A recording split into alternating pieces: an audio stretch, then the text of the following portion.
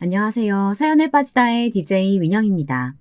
오늘도 두 가지 사연 준비되어 있는데요. 구독과 좋아요 아직 안 누르신 분 있으시면 꼭꼭 눌러주시고요. 그럼 오늘의 사연도 함께 만나볼게요. 안녕하세요. 사연에 빠지다 청취자 여러분. 저는 30대 후반의 여성입니다. 결혼한 지 6년째이고요. 남편과 아들 하나, 딸 하나를 두고 잘 살고 있습니다. 시부모님도 인자하시고 특히 시어머니는 저를 큰며느리로 아주 잘 대해주고 계시고요. 저는 정말 결혼 하나는 잘한 것 같다고 1년 전까지는 생각하고 있었어요. 정말 1년 전까지는 말이죠. 다른 제 또래 여성분들은 시월드만 가면 소화가 안 된다, 가슴이 답답하다 이런 증상들을 호소하던데요. 저는 그런 일이 전혀 하나도 없었어요. 집안에서 유일한 며느리였고 시부모님들이 저를 너무 예뻐해 주셨거든요. 특히 시아버지께서는 시댁에 행사가 있을 때마다 이렇게 말씀하셨어요. 우리 며느리는 정말 하늘이 내려준 복덩이야. 내 생각엔 우리 맏아들이 결혼 하나는 끝내주기 잘한 것 같다니까? 너는 첫인상부터 좋았어. 하나도 흠잡을 거 없는 좋은 아이야. 안 그런가 여보? 그래 맞아요. 내가 드라마에 나오는 버릇없고 못된 며느리들만 보다가 널 보면 눈이 정화되는 것 같아. 우리 민호가 결혼은 정말 잘했다니까. 제 자랑은 아니지만 저는 우리 어머니를 보고 자라 그런지 정말 어른들에게 예의 바르게 잘했어요. 저희 어머니는 안동 권씨의 종부 며느리시거든요. 권씨 문중에서 효부로 이름을 날린 종부 며느리. 1년에 12번이 넘는 제사를 지내면서도 50첩 반상을 차려내시던 대단한 며느리셨습니다.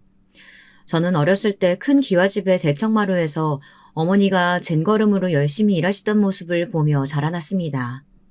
그래서 저도 어머니께 전 부치는 법, 나물 부치는 법 등 초등학교 고학년 때부터 어깨너머로 배웠습니다. 제 고향은 안동이었어요. 그 커다란 고택에서 마당에서 언니랑 둘이 뛰어놀며 자랐습니다. 저희들이 노는 동안 제 어머니는 늘 이마에 땀이 송글송글 맺힌 채 하루 종일 장독을 닦으셨습니다.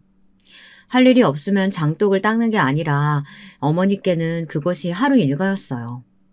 우리 집 뒷마당에는 장독이 100개나 있었거든요. 저는 그 장독들이 나중엔 어머니의 정신을 좀먹는 줄도 몰랐습니다. 그리고 저는 어렸을 적엔 어머니가 안동 권씨 가문의 종부라는 것이 너무 자랑스러웠어요. 제가 아주 동네방네 소문을 다 내고 다닐 정도로요. 학교 친구들이며 만나는 사람마다 우리 엄마는 종부 며느리란 말을 입에 달고 살았죠. 그런 저희 어머니가 딱 한 가지 못하신 게 있었어요. 그건 바로 대를 이을 아들을 낳는다는 아주 중한 일이었습니다. 그래서 어머니는 장독을 닦으시면서 친할머니 몰래 눈물을 훔치셨어요. 아주 자주 말이에요. 저는 어머니가 저희 친할머니 몰래 뒷마당에서 오실 때마다 그게 그렇게 마음이 아프더라고요. 친할머니는 어머니가 종부며느리로 들어와 아들을 못 낳자 어머니를 조선시대 하녀처럼 매일매일 구박하고 미워하셨어요. 종부며느리란 것이 제일 중요한 아들 낳는 걸 실패하는 게 말이 된다더냐? 너는 반쪽짜리다. 아주 반쪽밖에 안 되는 며느리야. 알아듣겠어? 그러니 네 서방이 후처를 보더라도 너는 그저 찍소리 말고 따라야 할 것이야. 네, 어머니. 죄송합니다. 제가 아들을 못 낳아서요. 그저 이 집에 있게만 해주세요, 어머니. 친할머니 말대로 아버지는 뻔히 저희 어머니가 계신데도 옛날 말로 첩을 들이셨어요. 아버지는 어머니를 사랑하셨지만 안동 권씨의 장손으로서 아들을 낳아 대를 이어야 한다는 제 할머니의 강원 염원 때문에 어쩔 수 없이 결혼을 2번 하셨습니다. 처음에는 아버지의 후처를 아주 돌보듯 하시던 아버지도 젊은 여자가 집안을 왔다 갔다 하니 마음이 점점 그 여자에게 기울어가는 것을 어머니는 느끼셨다고 하네요. 그럴수록 어머니는 집안일에 더욱 매진하셨습니다. 1년이 지나자 아버지의 후처는 아들을 임신했고 친할머니는 뱃속 아기가 아들이라는 것을 알자마자 그 여자에게 100만 원을 주시면서 하고 싶은 거 다 하고 사고 싶은 거 다 사라고 하셨다고 하네요. 여러분도 그때 돈 100만 원이면 지금 한 500만 원 정도 가치가 있는 거라는 거 알고 계실 거예요. 그렇게 손톱이 다 닳도록 일 많은 어머니께는 아무것도 주지 않던 구두쇠 할머니가 그 여자에게 큰돈을 주자 아버지도 이번엔 할머니가 좀 심하셨다 싶었는지 어머니께 따로 예쁜 옷을 한번 해주셨습니다. 그런데 그게 어쩌다가 친할머니에게 발가게 되고 만 거예요. 아마도 아버지의 후처라는 그 여자가 할머니께 일러 바친 듯 했습니다. 친할머니는 아버지가 사주신 엄마의 고운 양장을 마당에 버리고 발로 지근지근 밟으면서 어머니께 소리치셨습니다. 아들 하나도 생산 못한 년이 어디 낮바닥을 뻔뻔히 쳐들고 남편한테 옷을 받아 입어? 행여 애비가 해주겠다고 하더라도 거절했었어야지. 니년은 양심이 없는 거냐? 계집년이나 둘 낳아놓고는 뭘 잘했다고 옷을 받아 입어? 어머니, 잘못했어요. 너무 아파요. 제발 제 머리 좀 놔주세요. 제가 잘못했어요. 네, 어머니. 그것도 모자라서 친할머니는 어머니의 고운 쪽진머리를 풀어헤치고 틀어쥐어 마구 흔들었습니다. 어머니는 눈물을 철철 흘리면서도 말대꾸 한번 못하시고 시어머니가 하라는 대로 할 수밖에 없었죠.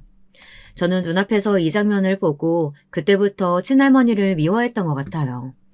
겨우 아들 못 낳는다는 이유로 저렇게 기죽어 지내던 어머니를 이해하지도 못했고요. 제 어머니에 대한 프라이드는 결국 친할머니에 대한 증오심으로 바뀌어버렸습니다. 어머니도 그렇죠. 잘못한 건 하나도 없는데 왜 저렇게 할머니께 꼼짝을 못하고 살았는지 이해가 되질 않았어요. 하지만 제 사상과는 다르게 어릴 때부터 몸에 밴 예의 범절은 저를 얌전하고 예의 바른 며느리로 각인되게 만들었습니다. 처음 제 남편을 따라 시부모님께 인사를 갔던 날이 생각나네요. 제 시부모님은 부유해서 서울 강남의 100평짜리 단독주택에 사시는 분들이었습니다. 제 시아버지는 그때 당시 이미 퇴직을 하신 상태여서 집안 마당에서 밀짚 모자를 쓰고 나무를 가꾸시고 계셨습니다. 그러다가 저를 보고 처음 하신 말씀이 지금까지도 생각이 나네요. 민호가 말하던 권씨 가문의 손녀가 너로구나. 만나서 반갑구나. 난 민호 애비 되는 사람이야. 요즘 사람들은 이렇게 주먹을 부딪히며 인사를 한다며? 시아버지는 그렇게 말씀하시며 목장갑을 벗고 주먹을 쥐어 제 앞으로 내미셨습니다. 그래서 저는 아버님의 주먹에 손을 부딪히는 대신 고개를 90도로 꺾어 인사를 드렸습니다. 배꼽에 손까지 얹고 아주 예의 바르게 말이에요. 안녕하세요, 아버님. 전 권진영이라고 합니다. 민호 씨와 사귄 지는 1년이 조금 안 되었어요. 민호 씨한테 말씀 많이 들어서 꼭 한번 만나 뵙고 싶었습니다. 제 얌전한 말과 행동을 보시고는 시아버지는 눈썹을 치켜 올리시며 흥미로운 표정으로 저를 다시 보셨습니다. 그러더니 시어머니를 소리쳐 부르시는 것이었어요. 곧 시어머니가 마당으로 나오셨는데요. 시아버지는 시어머니께 저를 요즘 사회에서 보기 드문 유교녀라고 소개하시지 뭐예요. 시아버지의 말씀을 듣고 제 남편은 그때 얼마나 웃었는지 몰라요. 아버지도 그런 말을 다 하실 줄 아시냐면서 시어머니, 시아버지와 남편 이 세 사람이 마당에 서서 배를 잡고 하하 웃으시더군요. 그런 모습이 저는 정말 보기 좋은 한 가족으로 느껴졌습니다. 그리고 나도 이 가족들의 일원이 되면 너무 좋을 것 같다는 생각을 한 거예요. 그래서 저는 그때 남편과의 결혼을 결심하게 된 것이었습니다. 저희 시아버님은 동년배의 꼰대 같은 영감님들과는 다르게 뭔가 깨어있는 생각을 가지신 멋진 분이었어요. 제 긴장감을 아시고 그렇게 바로 풀어주신 걸 보면 알 수 있을 거예요. 시아버지와 천천히 이야기를 나누다 보니 많이 배운 사람의 인품도 보이고 너그럽고 여유 있는 그런 성격이셨습니다. 저는 시아버지가 아주 마음에 들었어요. 남아 선호 사상의 결정체 같은 제 친할머니랑 정반대의 사상을 가지신 시아버지가 흔한 건 아니니까 말이에요. 8, 90년대 주말 드라마에 보면 시아버지가 남아 선호 사상에 물들어서 며느리가 아들 못 낳는다고 구박하고 아내에게 툭하면 밥이나 차려오라면서 화를 내는 그런 캐릭터잖아요. 그런데 제 시아버지는 시어머니에게 주말마다 아침 밥상도 차려주시는 아주 신식 어른이었어요. 그것도 토스트와 계란 후라이, 베이컨 이런 것들을 좋아하시는 분이었죠. 제 시부모님들은 아들 둘에 딸 하나를 두고 사셨는데요. 큰아들이 바로 제 남편이고 작은 아들은 법대생이었어요. 그리고 막내딸, 그러니까 우리 신우는 그때 막 대학에 들어갔는데 공부를 잘해서 이미 고등학교 때 미국으로 유학을 가 있었더군요. 지금도 미국 캘리포니아에 살고 있습니다. 그래서 전 결혼할 때 외엔 시누이의 얼굴을 본 적이 없어요.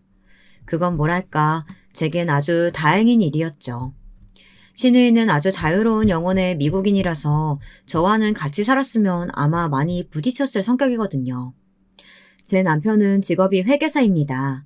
명문대 회계학과를 나와서 숫자밖에 모르는 제가 보기엔 좀 꽉 막힌 성격을 가진 남편이죠.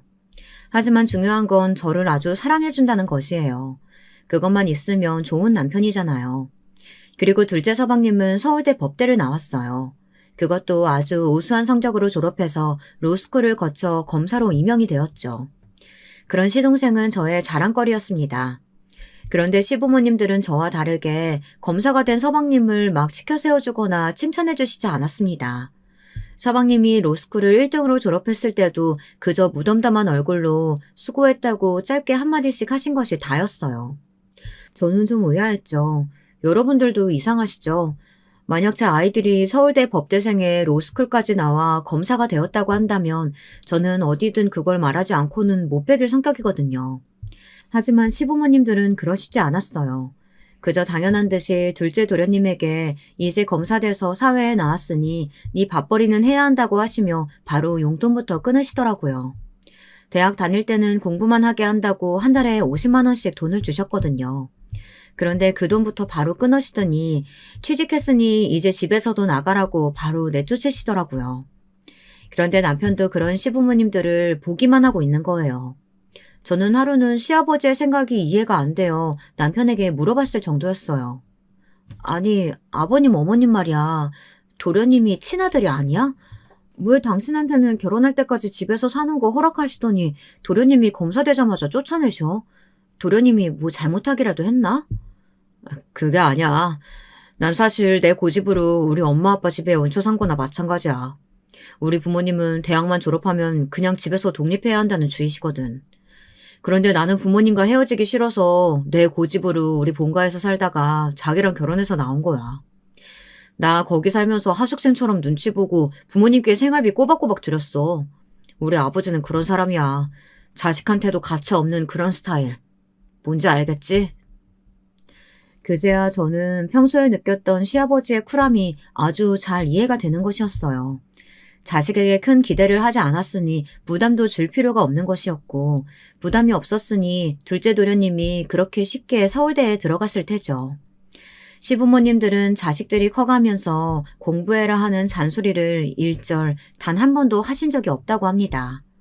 그것조차 그 애들의 인생에 간섭하는 것이라며 극도로 싫어하셨다고 하네요. 그러니 애들이 얼마나 스트레스 없이 자유롭게 잘 컸을까요? 저는 이런 분위기의 시댁을 제 친정과 비교를 안 할래야 안 할 수가 없었어요. 그도 그럴 것이 우리 친할머니는 맨날 하시는 말씀이 이거였거든요. 기집 애들이 많이 배워봐야 말이나 안 듣지. 네 언니도 그렇고 너도 대학은 갈 필요 없다. 대학은 우리 손자만 가면 되는 거야. 우리 손자는 앞으로 권씨 문중을 이끌어나갈 장손이니까. 이런 차별적이고 경직된 안동 권씨 가문에서 자라난 저는 뭘 해도 안 될 거라는 부정적인 성격을 가지게 되었습니다. 하지만 그런 건 사회에 나와서 잘 포장하고 살았죠. 그래서 남편을 만날 수 있었던 걸지도 모르겠네요.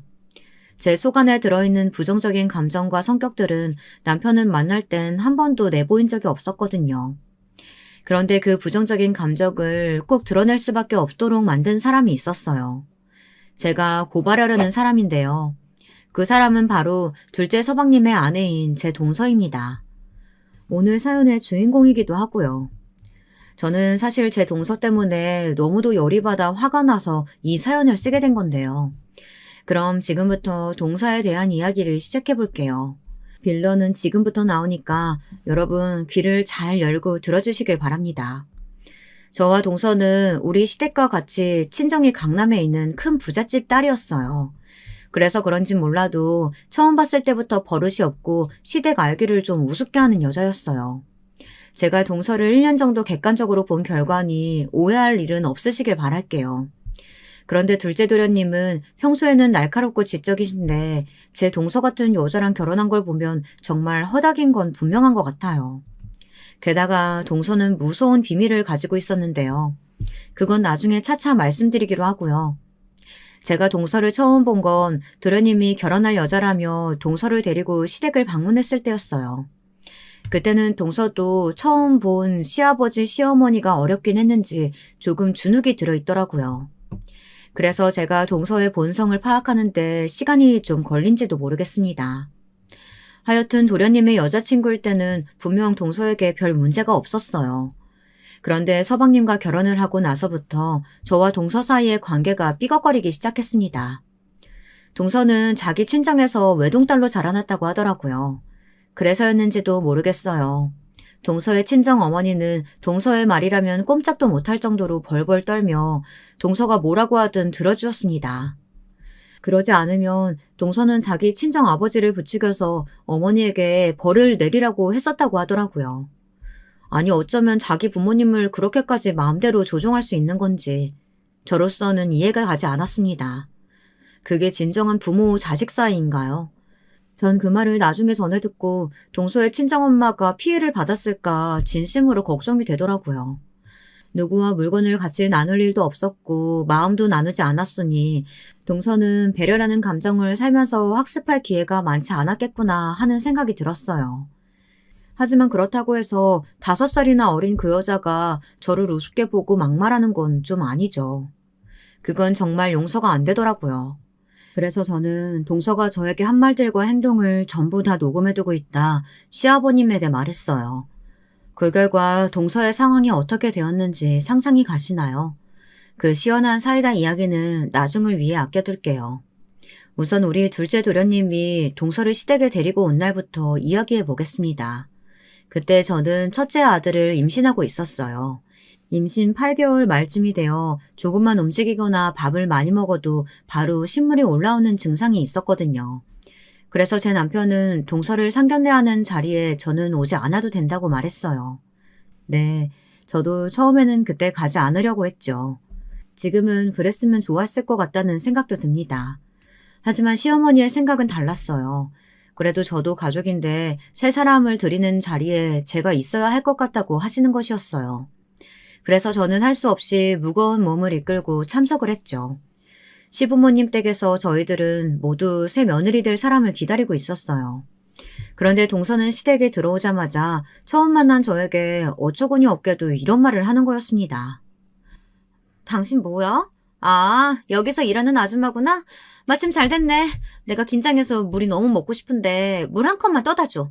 아참, 난 레몬수 아니면 안 먹으니까 레몬즙 좀 타다가 가지고 오는 거 잊지 말고. 지아야, 이분은 네 형님 될 뿐이야. 우리 형의 와이프라고. 그러니 네가 아무거나 막 시켜도 되는 사람 아니야. 얼른 형수님에게 사과해.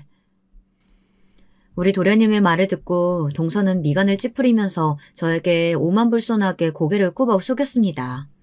하지만 그 태도는 절대 진심으로 미안해하는 사람의 태도는 아니었습니다.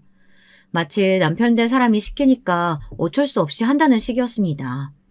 그러더니 제 곁으로 와서는 조그맣게 저만 들리는 정도로 중얼거렸어요. 그러니까 왜 헷갈리게 그런 이상한 앞치만 하고 문 앞에 서 있고 지랄이야. 아, 진짜 내가 꼴 같잖아가지고. 우리 자기랑 결혼만 하면 내가 이딴 여자는 상종이나 하나 봐. 뭐라고요? 도대체 초면에 무슨 그런 소리를... 어머, 제가 무슨 말을 했다고 그러세요? 형님, 기가 안 좋으신가 보다. 아니면 혹시 정신에 문제 있어요? 제가 너무 어이가 없어서 큰 소리로 동서에게 반박하려고 하자 동서는 제 입을 급히 막고 웃으며 저를 미친 여자 취급을 하는 거였습니다.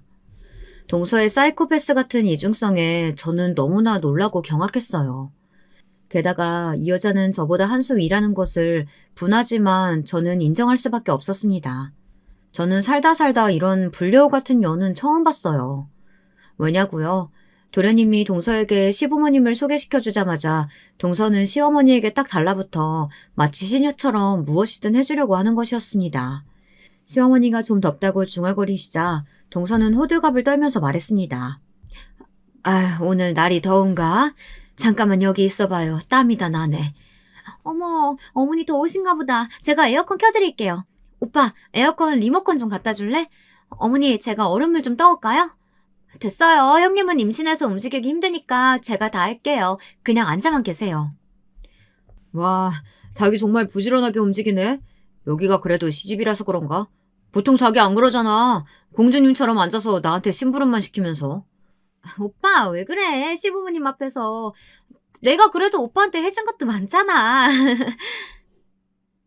둘째 도련님이 비아냥거리자 동서는 험하게 눈을 부라리며 둘째 도련님에게 억지로 웃어 보였습니다. 이때 저는 동서의 아나무인 같은 성격을 조금 간파했습니다.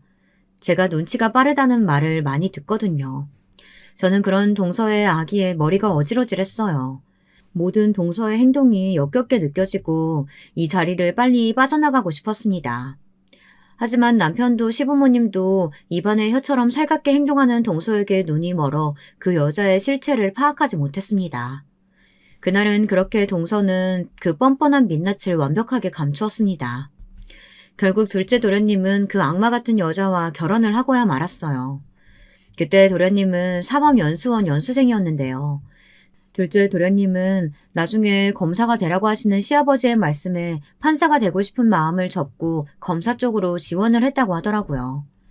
제 남편은 시아버지께 수능적인 데 반해 도련님은 자기 하고픈 대로 하기도 했던 모양이었지만 그래도 저희 집안에서는 아버님의 영향이 적지 않게 작용하긴 한 것 같습니다. 우리 신우는 둘째 도련님 결혼식에 잠깐 얼굴을 비추고 한 이틀 집에 있다 다시 미국으로 획 가버렸어요. 신우는 집에 며칠 있으면서도 있는 듯 없는 듯 자기가 아가씨 때 쓰던 방에서 잘 나오지도 않았어요. 저는 남편에게 어느 날 물어봤습니다. 도대체 신우애는 왜 미국에 갔으며 시어머니하고 한마디도 하지 않고 혼자 고립된 채 방 안에만 있었는지 말이에요. 그랬더니 남편은 정말 난감한 표정을 지으며 고개를 흔들었어요. 그 부분은 마치 알아서는 안 된다는 것처럼 말이죠. 하지만 저는 너무나도 궁금해서 남편에게 사실을 알려달라고 쫄랐어요. 우리 어머니가 막내 고등학생 때 한번 죽으려고 하는 걸 보셔서 그래. 그래서 다시는 그런 짓 하지 말라고 한번 크게 혼을 내신 적이 있거든. 그 이후로 내 동생은 우리 엄마랑 한마디도 하지 않아. 어렸을 때 미국 가서 거기서 혼자 지내면서 우리 막내가 굉장히 외로웠었나 봐.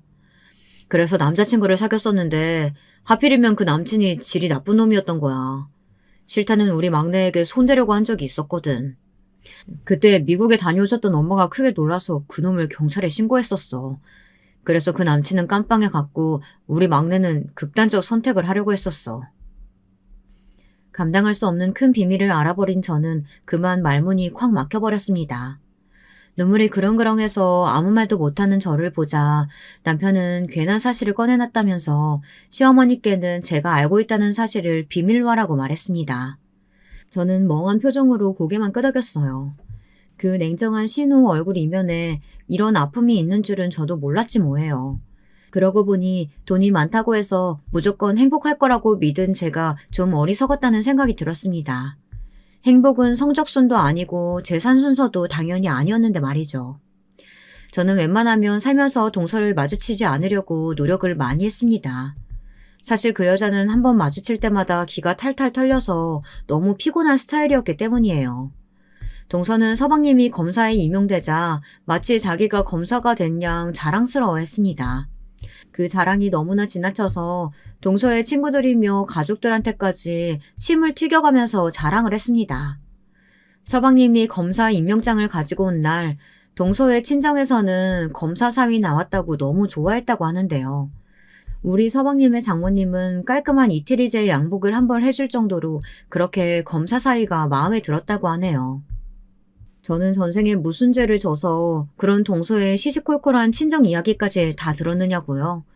동서는 아주 작은 거라도 저에게 우월감을 느끼려고 그렇게 자랑질을 해댔거든요.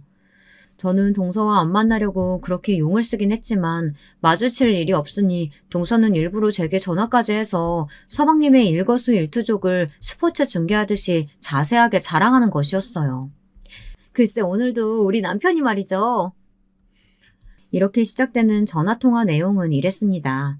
서방님이 무슨 사건을 해결하고 범인을 어떻게 취조했는지, 그리고 오늘은 무슨 옷을 입고 갔고 집에 돌아올 때 본인에게 무슨 선물을 사왔는지, 동서는 그런 하찮은 이야기들을 저에게 매일 전화해서 자랑질을 해댔습니다.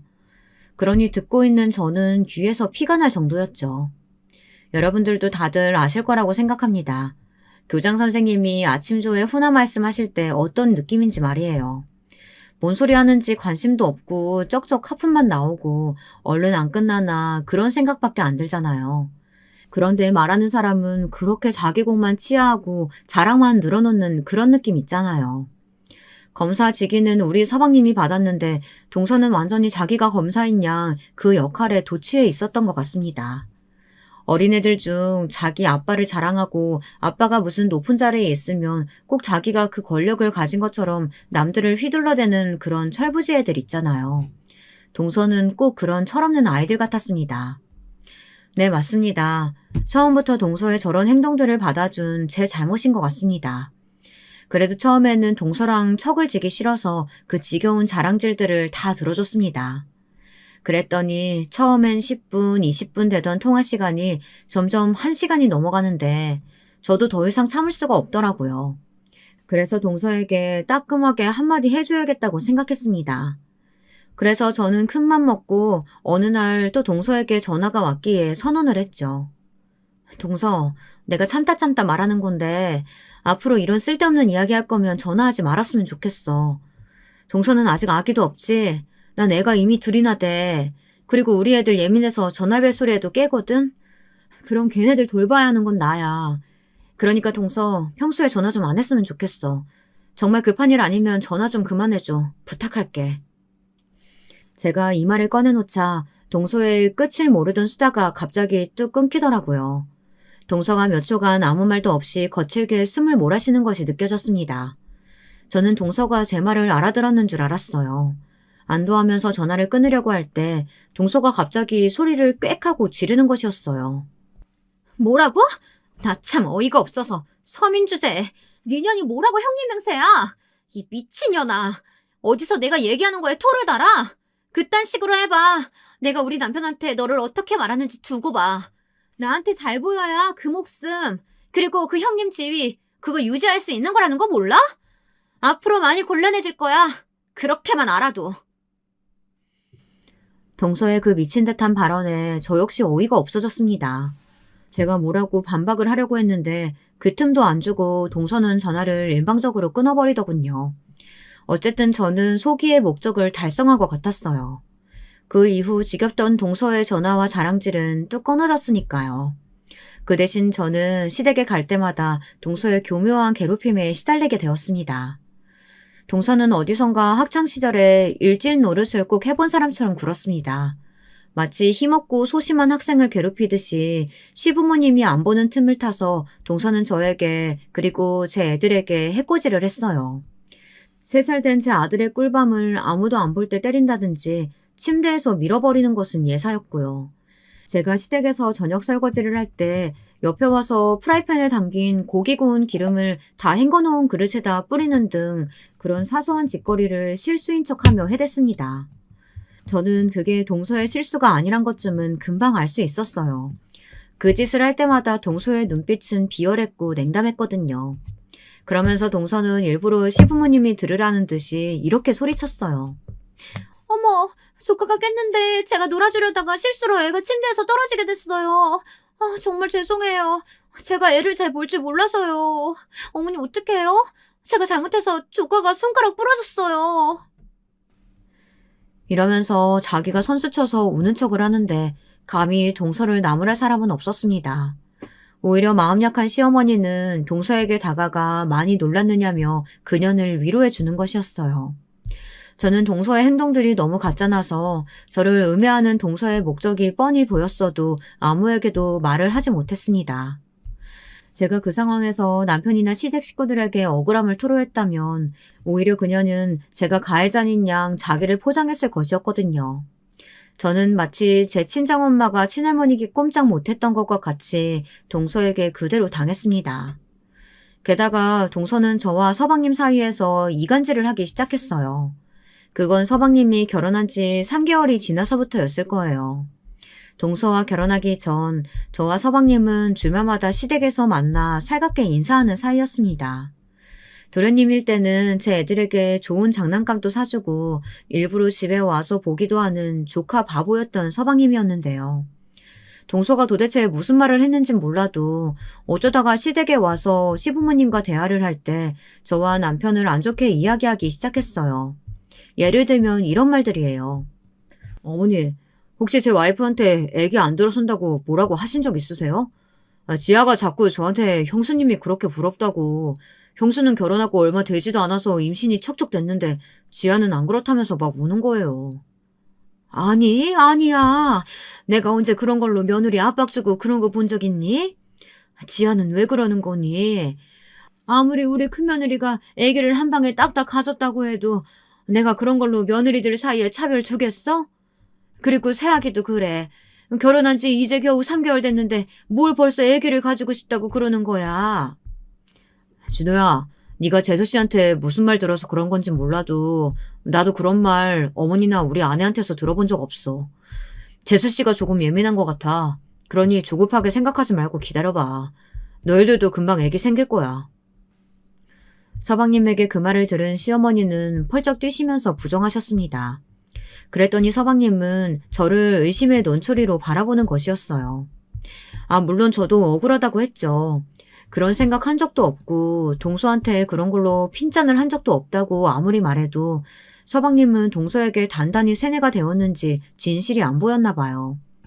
남편이 제 역성을 들어주자 그 옆에서 동서는 눈을 여우처럼 흘기면서 제 남편을 무섭게 바라보는 것이었습니다.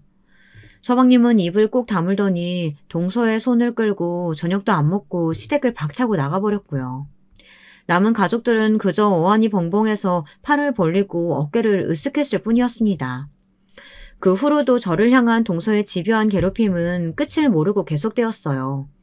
애들 육아하기도 힘에 부치는데 자꾸 동서와 이것저것 부딪히는 일이 잦아지자 저는 인내심의 한계가 찾아왔습니다. 1년에 몇 번이나 부딪히겠느냐고 안일하게 생각했던 제가 어리석었어요. 왜냐하면 시어머니는 아들 둘 다 장가 보내고 나서 부쩍 외로워하시며 한 달에 2번은 본인이 저녁 준비할 테니 집에 와 저녁을 먹고 가라고 하셨거든요. 유교녀 큰 며느리로서 어머니께 반항할 수도 없고 그저 울며 겨자 먹기로 2주마다 토요일에 시댁에서 저녁 먹는 모임이 시작되었습니다. 동서는 그때마다 몸만 와서 밥만 쏙 먹고 서방님과 영화를 보러 간다든지 시댁 근처 압구정 번화가에 둘이서만 데이트랍시고 나가서 놀다 왔습니다. 당연히 그 산더미 같은 설거지랑 과일 깎기는 모두 제 몫이 되었고요. 시아버지는 제가 설거지를 하고 있으면 허허 웃으시면서 옆에 다가와서는 그릇을 같이 씻어주셨어요. 그러면서 큰며느리 노릇하기 쉽지 않다면서 저를 위로해 주셨습니다. 그런 따뜻한 말을 들으면 저는 더 울컥했어요. 그 몇 개월간 저는 아버님 덕분에 폭발하지 않고 지낼 수 있었습니다. 그러나 동서는 시댁에선 저를 괴롭히기 여의치가 않자 이번에는 카톡방에서 저를 괴롭히기 시작했습니다. 매일 새벽에 카톡을 보내 별것도 아닌 욕을 한다던가 잠을 못 자게 폭탄 문자를 예약해 저를 힘들게 하기 시작했어요. 동서는 그런 카톡 과목이 전화보다 편하고 아무에게도 들키지 않을 거라고 생각했나 봐요. 저는 동서가 제게 보낸 욕설이 가득한 카톡을 화면 캡처해서 다 모아두었습니다. 그리고 동서가 서방님이 일하러 나가는 동안 뭘 하는지 알아봐 달라고 흥신소에 의뢰를 해두었어요. 저 역시 가만히 있다간 완전히 동서의 따까리가 되어 평생 괴롭힘을 당하다 정신병에 걸릴 것 같았거든요. 그랬더니 저는 동서의 엄청난 비밀과 약점을 알아낼 수 있었습니다. 동서는 글쎄 서방님과 결혼하기 전 더럽게 놀던 남자친구가 있었더라고요. 그런데 결혼하고 얼마 안 되어 그 남자친구가 연락을 해왔다고 하더군요. 동서는 그 사람과 몰래 만나서 서울 외곽에 있는 모텔에서 바람을 피우고 있었던 것이었습니다. 일주일에 한 번씩 동서는 짙은 선글라스를 끼고 어디론가 외출을 했답니다. 집에서 조금 떨어진 버스 정류장에서 그 남자가 차를 타고 기다리고 있었고 동서는 그 차를 타고 서울 바깥으로 나갔다고 합니다. 저는 흥신소에 되도록 많은 사진을 찍어달라고 부탁을 했습니다. 둘이 모텔에서 나오는 사진이 많으면 많을수록 좋다고 말했어요. 흥신소에서는 돈을 받은 만큼 아주 일을 만족스럽게 잘해주었습니다. 동서의 불륜 증거가 담긴 사진들이 100장이 넘어가자 저는 드디어 그 사실을 터트려야겠다고 결심했습니다. 그러나 서방님을 만나기 전에 저는 그 사진들과 제 핸드폰에 캡처된 동서의 욕이 가득 찬 카톡을 들고 시아버님을 먼저 만났습니다. 시아버지는 제가 1대1로 만남을 청해오자 조금 의아하셨나 봐요. 집으로 오지 않고 밖에 있는 카페에서 만나자고 말씀드렸거든요. 그래, 무슨 일이야? 우리 큰며느리가 이 시애배를 밖에서 다 보자고 하고. 아버님, 제가 지금부터 드릴 이야기 듣고 놀라지 마세요. 사실 제가 동서에 대해 알아본 게 조금 있는데요. 저는 아버님의 눈앞에 동서의 불륜 사실을 뒷받칠 만한 증거와 그동안 저에게 했던 전화 녹음 내용, 제 욕이 가득 쓰여진 카톡 내용을 전부 보여드렸습니다. 그 사진들을 직접 보신 후 당연히 시아버지는 극대노를 하셨습니다. 아버님은 화난 얼굴로 당장 동서에게 전화를 걸어 저녁에 시댁으로 오라고 말씀하셨습니다. 하지만 동서에게 전화하실 땐 아무렇지 않은 톤으로 말씀하셨죠. 그리고는 제 어깨를 두드리면서 걱정하지 말라고 아버님이 본인의 선에서 해결을 하시겠다고 하셨습니다. 그 운명의 저녁이 다가왔어요. 저는 되도록 불쌍하게 보이게 아무 꾸밈도 없이 맨 얼굴로 시댁에 갔습니다. 영문을 몰랐던 남편은 아버지가 갑자기 왜 호출을 하시냐고 하면서 조금 볼멘 소리를 했습니다. 사실 그날 저녁 집에 일찍 퇴근한 남편은 치킨에 맥주 한잔 하면서 유럽 축구 경기를 보기로 했었거든요. 하지만 저는 남편에게 꼭 같이 가야 한다고 축구보다 더 중요한 경기가 있다고 말했습니다. 도대체 무슨 꿍꿍이인 거냐고 남편은 반쯤 저를 의심했지만 더 불평하지 않고 시댁으로 함께 갔습니다. 애들은 제 친정엄마에게 맡겼어요. 어머니께 제 집에 올라와서 하룻밤만 애들을 좀 봐달라고 부탁드렸죠. 곧 난장판이 벌어질 텐데 그 난장판에 애들까지 데리고 갈 수는 없지 않겠어요. 저와 남편이 시댁에 도착하자 서방님 내외는 이미 와 있더군요. 저녁상은 상다리가 부러지게 각종 음식들이 차려져 있었어요. 마치 명절인 것처럼 말이에요. 저는 속으로 놀랄 수밖에 없었습니다. 시어머니도 아직은 동서의 불륜 사실을 모르고 계셨던 게 틀림없었습니다. 만약 알게 되었다면 저렇게 동서와 웃으며 이야기하고 있을 수는 없었겠죠. 저는 괜히 주눅이 들어 쭈뼛거리며 식탁에 앉았습니다. 밥 먹는 그 순간이 정말 10년처럼 길게 느껴지더라고요. 상을 치우고 다 같이 있는 자리에서 시아버지는 굳은 얼굴로 동서의 그 사진을 꺼내놓으셨어요. 서방님은 식탁에 아무렇게나 널브러진 동서의 불륜 사진을 보고는 눈을 커다랗게 뜨며 경악해 소리쳤습니다. 지아야, 이게 무슨 일이야? 왜 자기가 이 남자랑 모텔에서 나와? 너 솔직히 말해봐. 나 몰래 이놈하고 무슨 짓 했어? 동서는 시아버지의 손에서 이 사진이 나왔다는 사실이 믿어지지 않았는지 손을 부들부들 떨며 얼굴이 하얗게 질렸어요. 한참 동안 아무 말도 없던 동서의 입에서 서러운 울음이 터져나왔습니다. 그리고 동서는 시아버지 앞에 무릎을 꿇고 두 손을 머리 위로 모아 싹싹 빌기 시작했어요. 아버님, 잘못했습니다. 잘못했어요. 제발 한 번만 용서해주세요. 일부러 그런 거 아니었어요. 그 새끼가 갑자기 전화가 와서 저도 협박당해서 어쩔 수 없이 나갔던 거예요. 아니면 우리 오빠 만나기 전에 어떻게 놀았는지 이 새끼가 다 오빠한테 이야기한다고 해서 그래서 나갔던 거예요. 동서가 떨리는 목소리로 궁색하게 변명을 해보았지만 시아버지의 날카로운 눈을 피해갈 수는 없었어요. 시아버지께서는 분기탱천에 동서에게 버럭 소리를 지르셨죠. 저는 결혼 후에 이렇게 화를 내시는 시아버지를 본 적이 없었습니다. 항상 우리 애들에게 인자한 할아버지셨던 그 얼굴은 지옥의 야차처럼 일그러졌습니다. 둘째야, 너 그 변명 같은 게 정말이냐? 그렇다고 하기엔 네 얼굴이 너무 행복해 보이는 거 아니냐? 내 이미 다 알아보고 한 말이야. 감히 시애비를 뭘로 보고 나한테까지 거짓말을 놀아놓는 게야? 정말 정신 번쩍 들게 한번 혼나볼 테냐? 아니요, 아버님. 형님, 제가 잘못했어요. 아버님께 저 좀 용서해달라고 한마디만 해주세요. 네, 형님. 저 그래도 형님한테 많이 못되게 굴진 않았잖아요. 그렇게까지 못되게 하진 않았다고요. 동서는 제 앞에서 눈물을 펑펑 쏟으며 고개를 꾸벅꾸벅 조아리며 용서를 빌었어요. 저는 그런 동서를 말없이 외면함으로써 절대 동서를 용서하지 않겠다고 결심을 보였습니다. 시아버지는 마룻바닥에 꿇어앉은 동서에게 다가가 커다란 손바닥으로 뺨을 시원하게 올려붙여 버리셨어요. 평소에 아무렇지도 않게 거짓말하는 사람을 제일 혐오하고 경멸하는 것이 바로 시아버지의 성격이었거든요. 그런데 동서는 아직 그런 시아버지의 성격을 파악하지 못했던 거죠. 동서는 설마 아버님이 뺨을 때리실 것까지는 예상을 못했는지 눈물 범벅인 눈을 크게 뜨고 시아버지를 바라보고만 있었습니다. 곧이어 시아버지는 동서에게 한마디 한마디 힘주어 말씀하셨습니다. 그런데다가 둘째 네가 뭐라고 우리 큰며느리한테 이런 끔찍한 짓을 했어? 얼른 진영이한테 잘못했다고 더 빌어. 위아래도 없이 말이야. 어디 감히 집안 막내가 되어가지고 이런 못된 짓을 할 수가 있니? 이 애는 네 형님이야. 우리 집안 큰며느리라고. 안 되겠다. 내 너희 부모님을 호출해야겠다. 그리고 너 어서 우리 준호랑 헤어져라. 그렇게밖에 이 일은 해결할 길이 없다. 내 예전에 가정법원 판사였을 적 이런 일들 많이 봤지. 그 지경에 가서 이혼한 부부들 절대로 다시 재결합 자체가 안 돼. 너는 유책 배우자니까 입이 10개라도 할 말이 없을 거다. 알겠어? 알았으면 이 집에서 당장 나가. 우리 준호랑도 헤어지고. 아버님, 제발 한 번만 용서해주세요. 저 이렇게 친정으로 쫓겨가면 저희 아빠한테도 혼나요. 저 좀 살려주세요. 네? 제발요. 동서는 비련의 주인공처럼 그 자리에 쓰러져 목이 쉬어라 울어댔습니다.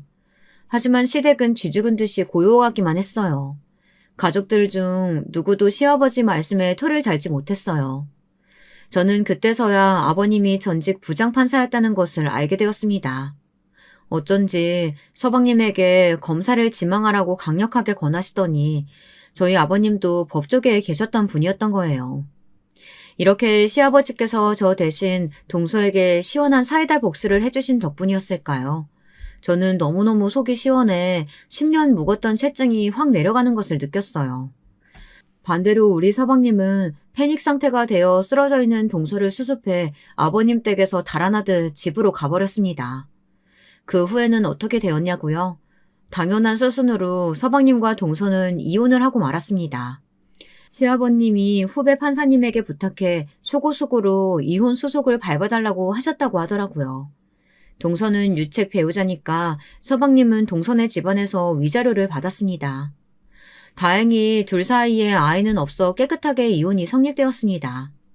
동서는 그 이후 자기 집에서 한번 극단적인 선택을 하려고 했다더군요. 동서의 부모님은 그 사실을 가지고 제 시아버지를 협박하려는 듯 집까지 찾아와 막말을 하셨다고 합니다.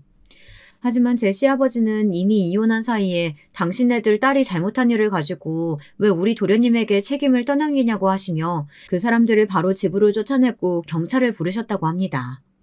시아버지는 한 번 아니라고 생각되면 칼같이 끊어내시는 성격이셨거든요. 저는 이번에 동서의 불륜과 서방님의 이혼 사건으로 시아버님이 의외로 냉정한 성격을 가졌다는 것과 잘못된 일에는 무관용인 면을 보게 되었습니다. 그 화살이 그때는 동서를 향해 있었기 때문에 다행이었죠. 만약 나중에라도 제가 시아버님의 심기를 건드리면 저도 어떻게 될지 아버님이 좀 무섭고 섬뜩하더라고요. 뭐 다행이라면 다행이지만 아직까지 저는 시아버님의 사랑을 듬뿍 받고 살고 있어요. 아버님은 예의 바른 유교녀인 저 같은 며느리를 좋아하시니까요. 여러분, 이건 조금 다른 이야기지만 제 어머니도 얼마 전 한많은 종갓집 며느리 생활을 청산하시고 끝내는 친정 아버지와 황혼 이혼을 하셨습니다. 아버지가 후처를 들이신 것도 이혼의 이유였죠. 하지만 제 배달은 남동생에게만 모든 재산을 물려주시겠다고 선언하신 것에 어머니가 그만 폭발해버리신 거예요. 저희 친정아버지는 아직도 살아계신 친할머니를 거역하지 못하고 눈치만 보다 결국 제 동생에게만 모든 권한과 재산을 물려준다고 유언장에 공증을 받아버리신 거였습니다.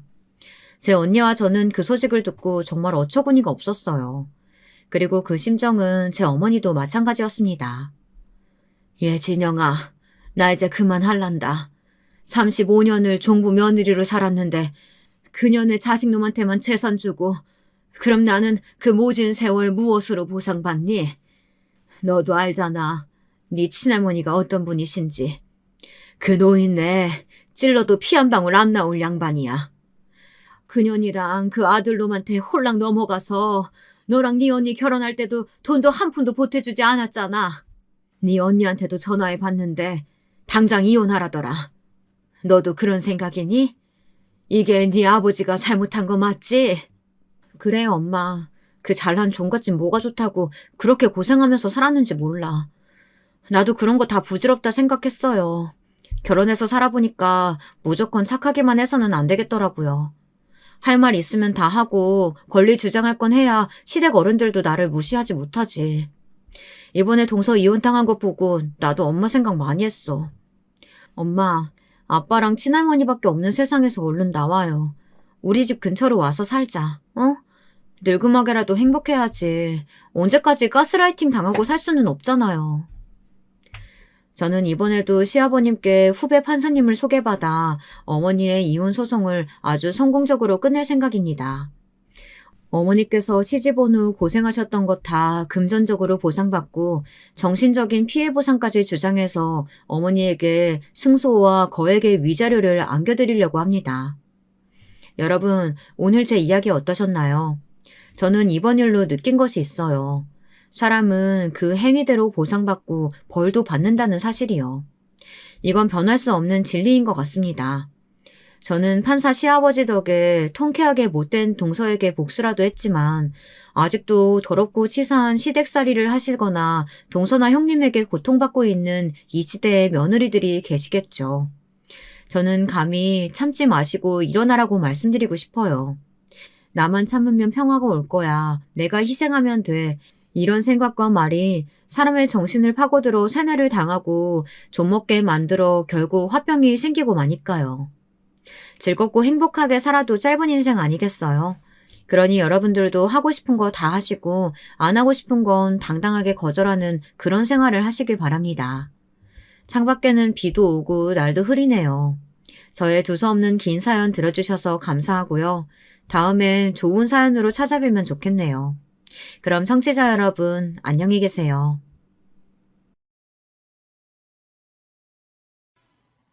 여러분, 두 번째 사연 시작하기 전에 좋아요와 구독 꼭 눌러주실 거죠?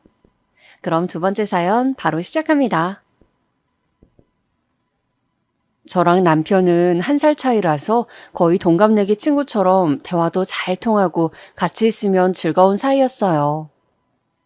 남편이 연애 때 다정하고 자상한 스타일이었습니다. 밤 늦은 시간은 물론 새벽에도 제 전화나 문자 한 통에 바로바로 반응해주고 달려와주는 사람이었어요. 저에게 한없이 잘해주던 남편이었습니다. 무엇보다 저희가 연애 기간이 긴 건 아니었는데 이때 친정아빠가 돌아가셨어요. 그런데 남편이 저를 너무나도 살뜰하게 챙겨준 거예요. 친정아빠 마지막 가시는 길도 믿음직스럽게 지켜주었습니다. 내가 경제적으로 조금만 더 안정이 되면 나는 너랑 꼭 결혼하고 싶어. 남편이 저에게 이런 말을 해주었을 때 저는 같은 마음이 들었어요. 바로 그때 제가 이 사람과 결혼하고 싶다는 것을 저도 깨닫게 되었죠.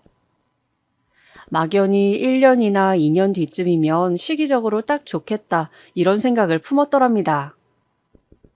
그런데 그 시기가 아주 앞당겨지게 되었어요. 결코 의도한 것이 아니었는데 아무튼 임신이 되어버렸거든요. 갑작스럽고 당혹스럽다는 말로는 그 당시의 기분을 표현할 수 없을 정도로 넋이 나가 있었습니다. 도대체 이게 무슨 상황이지? 이런 일이 생기지 않도록 나는 나름 철저히 방비를 했다고 생각했는데 임신이 되어버리다니 이 일을 어떻게 하면 좋아? 사흘을 혼자 고민하다가 남편에게 말했었죠. 분위기를 잘 살펴가면서 임신했다는 고백을 하는데 남편이 깜짝 놀라면서도 무척 기뻐하는 거예요. 그 모습을 보면서 저는 안심이 되었던 것 같아요. 결혼하기에는 너무 이른 시기라 생각이 되었던 때였지만 뱃속에 생긴 생명에게는 그 어떤 잘못도 없었기에 이 생명을 저버린다는 선택지는 차마 고를 수 없었습니다. 그래서 남편하고 바로 결혼을 해버렸어요. 친정에 있던 재산과 제가 짧은 사회생활을 하면서 모았던 돈, 그리고 시댁에서 보태주는 돈을 합쳐서 전셋집에서 첫 결혼 생활을 시작하게 되었어요. 그때가 막 대대적인 전세 사기 범죄가 수면 위로 떠오르던 때였기 때문에 겁도 났지만 시부모님께서 건너 지인을 통해 알아봐 주신 매물이었기에 감사하게도 전세 계약을 할 수 있었습니다. 그리하여 신혼집 위치는 시댁과 상당히 가까운 동네였고요. 결혼은 미친 짓이다라는 희대의 명언이 있기 전에 결혼은 지극한 현실이다라는 명제가 있죠. 저는 결혼을 하고 그것을 절실히 체감하게 되었어요. 섣부른 판단과 성급한 상황이 어우러져 만들어낸 결혼. 그 안으로 뛰어들자마자 새로운 세계가 펼쳐졌답니다. 우선은 가장 먼저 저와 결혼하여 배우자가 된 그 당사자 남편하고 미묘한 불협화음을 내기 시작했던 것부터 거슬렸습니다. 나이가 지긋하신 분들이라든지 결혼 생활이 아주 오래되신 분들의 시각에서는 이런 점이 사소하고 우습게 보이실 수 있겠지만 저는 무척 심각하였어요. 별거 아닌 것 같은데 이런 것들이 결혼 생활 초반부터 쌓여가면서 저의 신경을 건드려댔습니다. 예를 들자면 대략 이런 상황들이었는데 한번 잘 봐주시겠어요? 오빠, 나 지금 집에 들어가는 길. 오빠는 퇴근 언제 할 거야? 왜 아직도 일 마쳤단 소리가 없어? 연락하는 거 깜빡했다. 나 오늘 급하게 일이 좀 추가가 됐어. 밤 10시나 돼야지 퇴근할 것 같은데. 왠지 그럴 것 같더라니. 오빠 집에 들어오면 11시쯤이겠네? 나 그때까지 너무 외로운데? 어제는 오빠가 퇴근 후에 친구들이랑 약속이 있어서 늦게 왔잖아. 나 계속 혼자 있으면 너무 심심해. 그럼 내가 더 일찍 가보도록 할게. 무조건 11시 되기 전에 집에 들어갈 거야. 이렇게 대화를 마친 후 저는 먼저 집으로 도착해서 간단히 저녁을 먹었습니다. 그리고 집안 청소를 한 다음에 입이 심심해서 과자를 먹었죠. 참고로 남편은 과자를 잘 안 좋아했어요. 밥이라든지 각종 음식은 안 가리고 다 잘 먹고 음료수나 아이스크림 이런 것도 즐겨 먹는데 과자류는 별로 안 좋아하고 가리는 게 많았습니다. 그래서 집에 있는 과자들은 거의 다 제 차지였어요. 어차피 남편은 과자를 같이 먹지도 않으니까 저 혼자서 주워 먹었고요. 그러고 있다 보니까 나른해져서 잠시 눈을 붙였습니다. 임산부가 되니까 호르몬이라는 게 저를 조종하더라고요. 침대에서 과자 오물거리다가 끝내 잠이 들었는데 집에 돌아온 남편이 화를 내는 겁니다. 너 뭐야? 내가 기껏 너 때문에 일 더 빨리 마치고 돌아왔는데 너는 지금 퍼질러서 자고 있어? 오빠 이제 왔어? 뭐야, 시간 보니까 거의 11시 다 돼가네. 딱히 더 일찍 온 것도 아니잖아. 갑자기 왜 큰 소리를 내? 11시가 아니라 10시 30분 아냐. 큰 차이라고. 나는 일이 많아서 하루 종일 회사에서 시달렸는데 그래도 와이프가 외로워하는 것 같아서 심심하다길래 신경 써서 일 빨리 처리하고 와봤더니 침대에서 과자 처먹다가 자고 있었냐? 부스러기 다 흘려가면서. 너는 애가 왜 이렇게 매너도 없고 버르장머리가 하나도 없냐? 이런 식으로 매사에 너는 이기적으로 군다고. 얼핏 잠에 들었던 저를 깨우더니 저렇게 말을 한 남편은 화가 난 발걸음으로 침실을 나갔고 남겨진 저는 어리둥절할 따름이었죠. 도대체 제가 무슨 큰 잘못을 했나 싶어서요. 그래도 남편이 어쨌거나 일을 오래 하다가 집에 왔고 스트레스를 받은 일이 있었겠다 싶어서 조심스럽게 대화를 청했습니다. 하지만 남편은 이럴 거면 그냥 자기 보고 일찍 오라는 말이나 혼자 있어서 심심하다는 말을 하지 말지. 왜 그런 말을 해서 사람 바보 만드냐면서 제 기준에서는 이상한 잔소리를 퍼부었습니다. 혼자서 먹을 것도 잘 먹고 잘 쉬면서 왜 자기한테 쓸데없는 말을 했냐면서 혼자 씩씩거리더라고요. 요지가 뭔지 나는 이해를 못하겠네. 회사에서 무슨 안 좋은 일이 있었겠지? 그래서 나한테 욱하는 바람에 아무 말이나 하는 것 같네. 내가 그냥 넘어가자. 저는 황당한 마음에 앞서서 남편에게 뭐라고 해야 할지도 모르겠으니까 그냥 넘어갔고요. 그런데요, 이런 식의 자잘한 일화가 저희 부부 사이에서 자꾸만 쌓여갔습니다. 식사 시간이라든지 둘이 같이 주말 휴일을 즐길 때 각자 취미 생활을 할 때 가리지 않고 미묘하게 자꾸 어긋나는 게 느껴졌어요. 제가 이 소리를 하면 남편은 저 소리를 했고 제가 말하는 바와 남편이 받아들이는 바는 항상 차이가 있었습니다. 희한한 게 사귈 때는 이런 걸 느끼지 못했었거든요. 점차 깨닫게 되었어요. 그때는 남편이 무조건 저의 입장에서 생각해주고 아무것도 안 따지고 제 상황을 맞춰주면서 제 말을 들어주었기 때문에 저희 성향이 아주 다르고 안 맞는 게 문제가 되지 않았다는 사실을요. 그런데 결혼을 하고 나니까 남편이 더 이상 전적으로 저를 맞춰주지 않았고 자기 하고 싶은 말을 하기 시작한 겁니다. 그러니까 관계의 미천이 확 드러나게 되었던 거죠. 이게 대놓고 부부싸움을 한 건 아니라서 아주 애매하였는데 매일 그런 일들이 생기니까 사람 신경이 곤두서더라고요. 결혼하고 나서 남편의 그런 면모들을 처음 알게 되었으며 저랑 썩 맞는 조합의 성격이 아니란 걸 깨달았는데 이것은 확실히 문제이긴 문제였지만 결정적인 요소는 아니었어요. 제가 결혼 생활에 회의감이 든 것은 남편이 아니라 시댁이었기 때문이죠. 저는 짧은 연애 기간 동안 시부모님을 뵌 적이 없었습니다. 그냥 남편 휴대폰을 통해서 사진이랑 동영상으로 시부모님이 어떻게 생기셨는지 봤었을 뿐이에요. 시부모님 입장에서도 저를 보신 적이 전혀 없으셨는데 갑자기 아들이 내가 결혼하려자고 지금 임신했어 이렇게 설명을 하면서 웬 여자를 데려왔었으니 기절초풍할 수밖에 없었다는 점. 네, 그건 저도 이해를 합니다. 아무런 마음의 준비나 대처가 안 돼 있으셨는데 저라는 며느리를 갑자기 들이셨고 급하게 전셋집도 알아봐 주셔야 했으니까요. 제 눈에도 정신이 없어 보이셨어요. 하지만 그렇다고 해서 며느리에게 그런 막말들을 하실 수 있는 권한이 주어진 건 아니었다고 저는 생각을 하거든요. 그런데 제가 결혼 초반에 들었던 시부모님의 어록들을 보시겠어요? 집안에 아비도 없는 것을 거둬줬더니 말하는 모양새 한번 싸가지가 없네. 가진 게 없으면 공손한 맛이라도 있어라. 너는 우리 아들한테는 못 미쳐도 아주 한참을 못 미치는 여자다.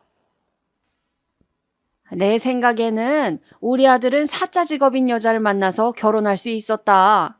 그러고도 남았는데 하필 너 같은 여자랑 결혼을 해버릴 게 뭐였을까? 만약에 조건을 철저히 따지고 며느리를 드릴 수 있었다면 너는 후보에도 못 오르고 탈락이었다. 남편이 저에 비해 월등히 잘난 사람이었냐고요? 그랬다면 제가 진작에 남편과 결혼하려고 들었을 테고 임신 사실을 알았을 때도 결혼하기에는 아직 시기상조라며 걱정하진 않았을 겁니다. 남편은 평범하디 평범한 회사원이었고요. 저랑 결혼했을 때 월급 250 받고 있었어요. 공교롭게도 저 역시 월급이 250이었는데 이때 저는 카페에서 직원으로 근무하고 있었죠. 여기 사장님이랑 제가 오래 알고 지낸 사이여서 저를 많이 챙겨주셨고요. 제가 실질적으로 점장 역할을 하고 있었습니다. 시부모님께서는 제 직업에 관련해서 엄청 마음에 안 든 티를 내셨어요. 그러길래 학교 다닐 때 공부 좀 열심히 하지 도대체 뭘 한 거냐? 번듯한 월급쟁이 회사원이었다면 얼마나 좋았을꼬. 너는 우리 아들한테 잘하거라. 너처럼 변변하지 않은 일자리가 아니라 제대로 된 회사에 재직 중인 게 바로 우리 아들이니까. 시아버지께서 근엄하고 진지하게 제 앞에서 그런 말씀을 하셨을 때 저는 할 말을 잃었는데 너무 어이가 없어서 그랬습니다.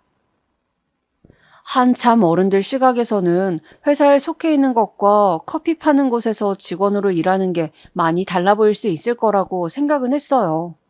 하지만 처음 한두 번만 그렇게 말씀하셨으면 됐지. 3번이고 4번이고 자꾸 제 직업이 변변치 않고 공부 안 한 애들이나 할 거 없어서 하는 서비스직이라고 그런 말씀을 하시니까 저도 슬슬 짜증이 나더라고요. 전셋집 구할 때 시부모님의 인맥을 통한 것이나 시댁 근처에 집을 얻은 게 너무나도 후회가 됐습니다. 제가 짜증이 나서 저희 2사람 급여가 똑같다. 저도 엄연한 정직원이다. 이런 식으로 말씀을 정확히 드려봤지만 CR도 안 먹혔습니다. 그때 알았죠. 사실의 여부가 중요한 것이 아니라 제가 남편보다 수준이 떨어진다고 시부모님께서는 무조건 여기고 싶으셨던 거예요. 그러니까 대화가 안 통했죠. 오빠가 그럴 때 중재 좀 해주면 안 돼? 나 이러다가 아버님 어머님 앞에서 미치고 날뛸지도 몰라. 우리 아가 생각해서 나 진짜로 참고 있는 거야. 남편한테 진지하게 부탁을 해봤어요. 그랬더니 남편이 저보고 그냥 한 귀로 듣고 한 귀로 흘리면 안 되냐면서 되려 저한테 부탁을 해오더군요. 특별히 우리 아버지랑 엄마가 너한테 아기가 있어서 그러신 건 아니고 원래 말투라든지 행동하시는 게 투박한 편이야. 너 싫어해서 그러시는 거 아니야. 그게 정말 아기가 없는 발언들이었다고요? 2번 투박했다가는 사람도 치겠던데요? 저는 이를 갈면서 그냥 인내하였습니다. 똥이 더러워서 피하지 무서워서 피하는 건 아니라는 말을 곱씹으면서 말이죠. 게다가 남편 놈이 하등 이 문제에 있어선 도움이 안 되겠다는 판단이 선 후였습니다. 부부 사이에서도 미묘하게 어긋나는 지점들이 자꾸 발생해서 화딱지가 자주 났었는데 여기에 시부모님의 아나무인 막말까지 얹어지니까 저는 정말 환장할 지경이었죠. 그 상황에서도 저는 직장에 나가면 밝게 웃으며 고객들을 응대해야 했으니 죽을 맛이었습니다. 뱃속에 있는 우리 아기한테는 아무런 잘못도 없으니까 내가 참는다. 미운 생각을 하고 나쁜 마음을 먹으면 아가한테도 안 좋은 영향이 갈 테니까 최대한 긍정적으로 지내자. 좋은 게 좋은 거라는 생각으로 애써 참아왔는데 큰 사건 한 방이 예고도 없이 빵 터지더라고요. 제가 임신이 막달이라서 일도 쉬면서 예정일을 기다리고 있을 때였어요.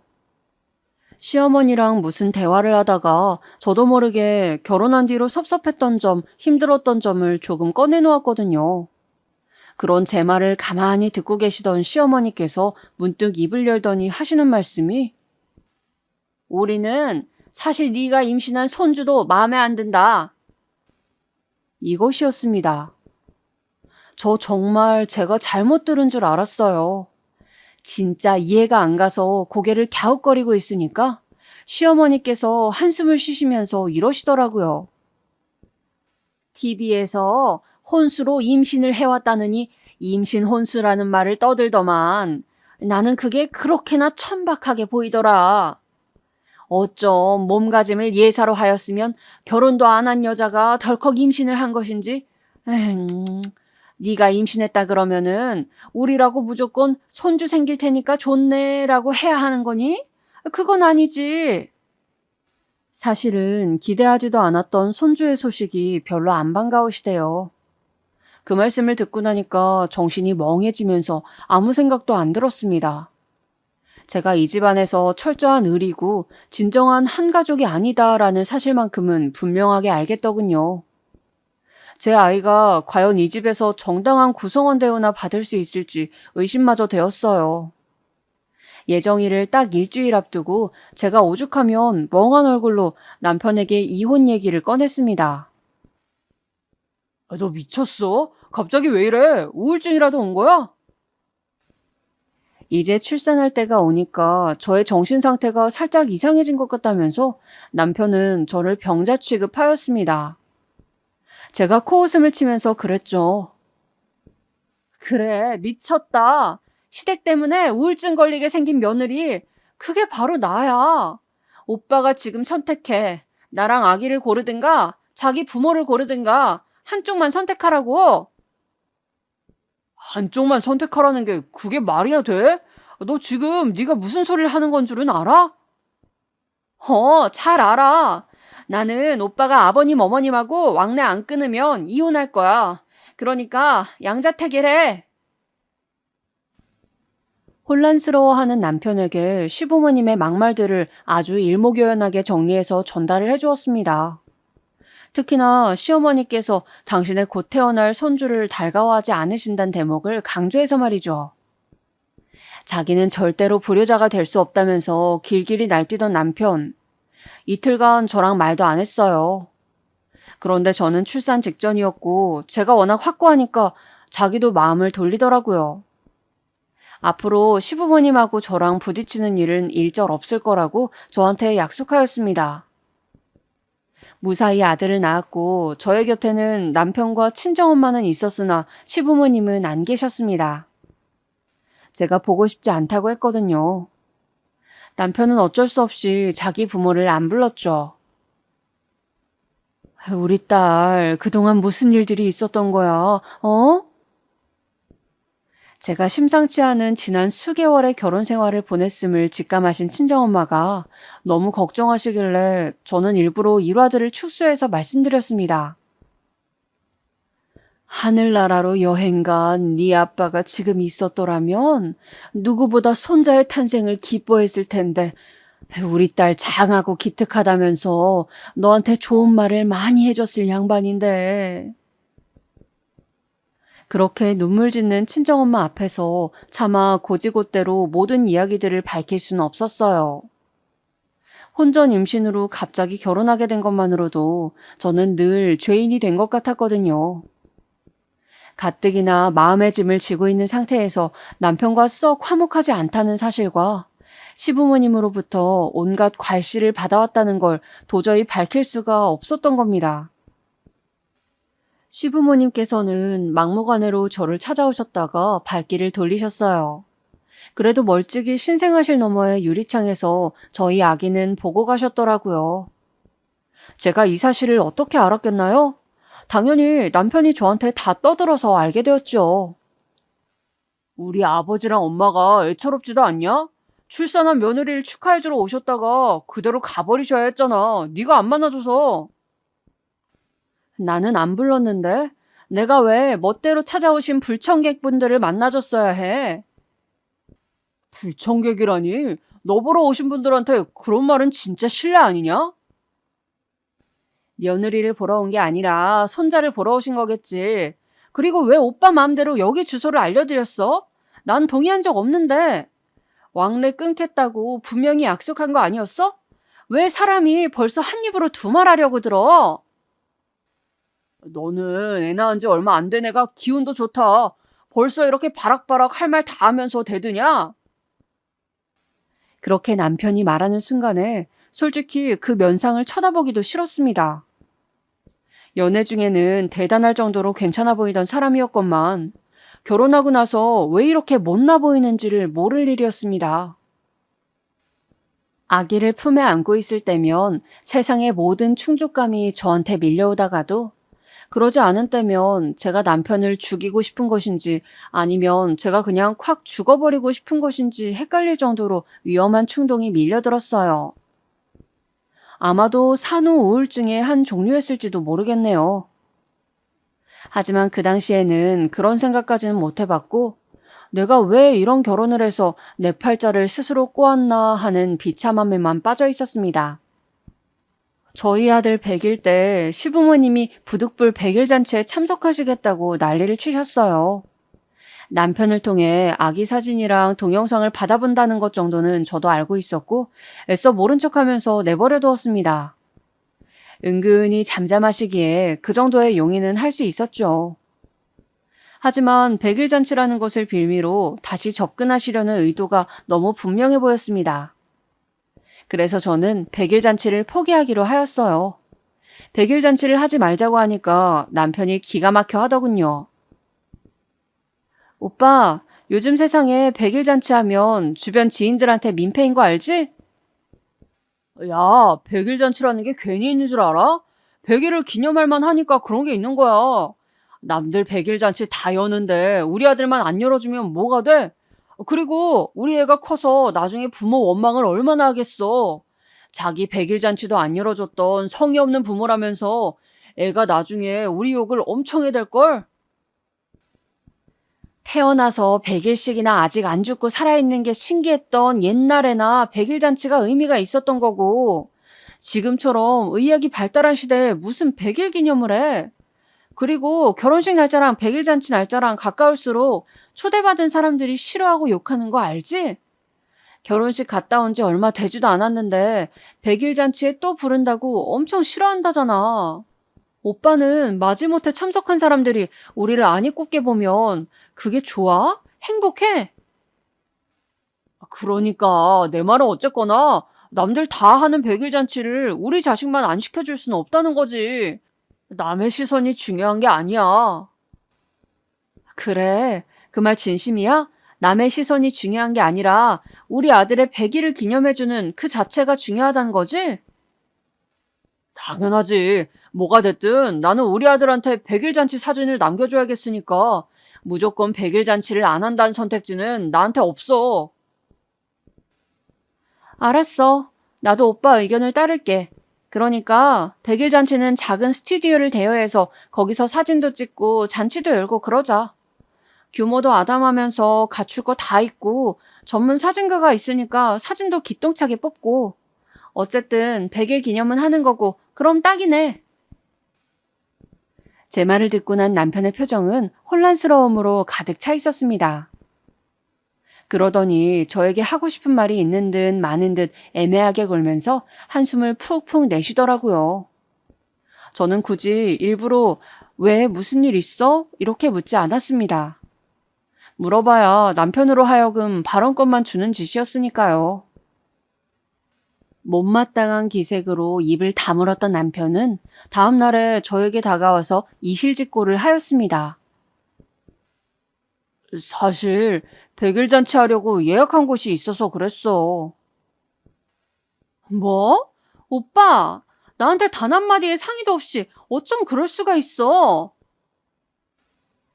결혼 직후부터 느꼈던 남편과의 불협화음이 이런 곳에서도 발생을 하는구나 싶었어요. 그런 생각으로 제가 답답해하고 있는데 이윽고 남편이 충격적인 전말을 밝혀오는 게 아니겠어요? 취소하려면 위약금이 있어서 아깝기도 하고 그래서 그냥 그 예약한 곳에서 100일 잔치를 열었으면 해. 거기가 어디길래 혹시 100일 잔치 같은 걸 전문으로 예약받은 대형 공간은 아니겠지? 아니, 맞아. 그런데요. 사진 보니까 넓더라. 자리도 많고. 아, 오빠. 적나라한 얘기지만 우리가 100일 잔치 열어봤자 그 자리 다 못 채워. 그만큼 올 사람도 없는데 도대체 그런 과한 결정은 왜 내린 거야? 거기 얼마 주고 예약했어? 위약금이 얼마가 나오든 그거 무는 게 차라리 이득이지. 내가 연락해서 취소할게. 거기 얼마 줬는데? 아, 그게 나도 금액은 몰라. 그런 건 묻지 마. 우리 엄마가 알아봐서 예약한다니까. 뭐라고? 오빠 지금 우리 아들 100일 잔치를 어머님께서 주도하고자 하셨다. 그 말을 하는 거야? 나한테 아무런 말도 없이? 세상에 이런 일이 있나 싶을 정도로 어처구니가 없었어요. 자기들끼리 저희 아들 사진 주고받으면서 시시덕거리고 즐기는 건 알아서 하라 이겁니다. 그런데 100일 잔치를 직접 장소 예약부터 해가면서 참견했다는 건 전혀 다른 이야기였죠. 어쩐지 부득불 저희 아들의 100일 잔치에는 꼭 참석하고 싶다면서 남편을 통해 강력한 의사를 표명하셨을 때부터 시부모님 쪽이 수상하다고는 생각을 했었습니다. 아직 아무것도 결정난 게 없는데 대뜸 100일 잔치에 함께하겠다고 강하게 말씀하셨다는 것이 이상했거든요. 남편이 토해낸 이실직고를 듣고 나서 저의 마음은 되려 싸늘하게 얼어붙었습니다.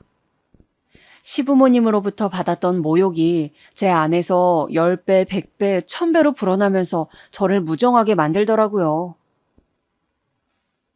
오빠는 그럼 그날 어머님, 아버님이랑 좋은 대형을 해서 같이 식사라도 해. 나는 우리 아들하고 예쁘게 꾸미고 기념사진이나 찍을 테니까. 제가 조금도 굽히지 않으니까 그 빳빳하던 남편의 기세가 조금씩 꺾이더라고요. 아기는 본능적으로 자꾸 엄마만 찾아대고 아빠인 자기가 않으면 금세 칭얼거려댔으니 남편이 쉽게 저를 상대로 박박 우겨댈 수가 없었을 겁니다. 저희 아들이 정말 기가 막히게도 사람을 구별해냈거든요. 그 어린 것이 몸에 무슨 간별장치라도 있었던 것 마냥 저 아닌 다른 사람들은 모두 낯설게 여기면서 손길을 가렸습니다. 바로 그렇기 때문에 한편으로는 저의 육아가 특별히 고되었던 것 같네요. 다른 사람에게 맡기면 아기가 금세 난리를 치면서 목이 찢어져라 울부짖어서 제가 당최 곁을 떠날 수가 없었어요. 돌을 지나면서부터 이 현상은 축소가 되었지만 아기가 지독한 엄마 바라기라서 그 엄마인 저는 체력이 남아나질 않았습니다. 저의 자유시간도 한정적이었고요. 어쨌든 간에 이런 아기를 손자로 두신 시부모님께서는 어떻게든 접선을 해오시려고 하였으나 저도 최선을 다해서 차단을 해냈습니다. 결국 100일 잔치는 제가 말했던 대로 간촐하게 진행이 되었어요. 그 후로도 남편과의 사이에서 크고 작은 일들이 있었고 명절 때 특히 서로 날을 세우면서 싸워댔는데 정말로 저희 두 사람 사이에 아이가 없었다면 진작 이혼하고도 남았을 정도였습니다. 그리고 시간이 흘러서 저희 아들의 돌잔치 때였죠. 지독하게 시댁 식구들을 피해왔던 저였지만 돌잔치 때 그 견고했던 성벽이 잠시 허물어졌습니다. 100일 잔치보다 훨씬 중요하였으니 어느 정도 규모를 갖춰서 기념하는 것에 저도 뜻이 맞춰졌고요. 자연스레 시부모님의 참석 여부가 화두에 올랐습니다. 그동안은 명절에 잠깐 통화 한 번씩 한 게 다였거든요. 시부모님께서 손자의 돌잔치에 참석 못하는 건 말이 안 된다고 거듭 주장하셔서 그때는 제가 져드렸습니다. 무엇보다 저희 친정엄마가 시부모님을 그만 배척하고 돌잔치 같은 큰 날에는 당연히 오시도록 해야 한다고 저를 자꾸 설득하셨기 때문이었어요.